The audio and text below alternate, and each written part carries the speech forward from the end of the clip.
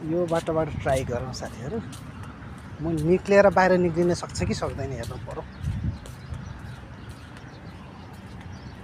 यताबाट निक्लिन सक्छ कि जस्तो लाग्छ। अब सक्छ कि सक्दैन हेरौँ।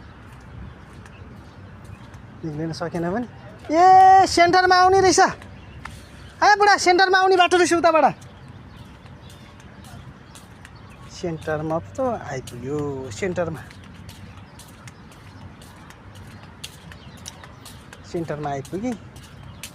अब यो के काम लाग्यो म त घुमे भए त तेरिका जता गए नि ठाउँै छैन।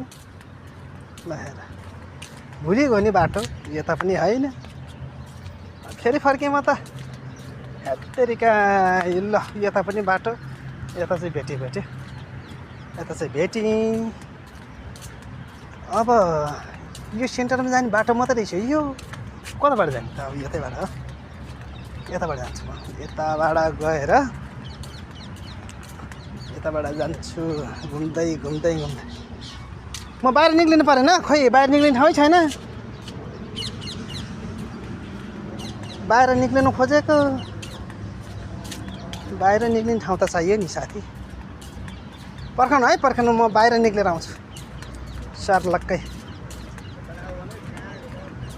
पर्खनु। कहाँबाट निक्लिने त अनि म? तपाईँ निक्लिसक्यो। म निक्लिनु परेन भने अब यताबाट नि होइन हो। यताबाट निक्लिने हो।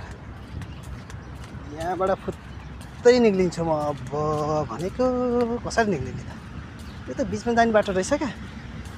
त्यही भएर ओहो म फेरि यता गएर भुलिने हो कि भुलिँदैन जस्तो। हेरौँ है त। यताबाट यता जाने हो। यताबाट अब फेरि यता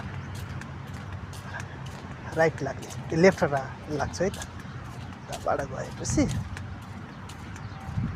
म भित्र गएँ भने निक्लिन सक्दिनँ होला। छेउ जानु पर्यो। होइन यता रहेछ। यता गएर फुत्त बाहिर निक्लिनु पर्यो भनेको। निक्लिन्छ कि निक्लिँदैन?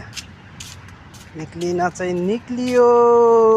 सही बाटो निक्लियो। ल अब हेर्नु त यो बाटो यहाँबाट छिरेको म बल्ल निक्लिएँ। अब चाहिँ बाहिर यही हो। एकदम सर्व जस्तो निक्लिने ठाउँै छैन। मैले त सकिनँ। म चाहिँ यहीँ निक्लेँ।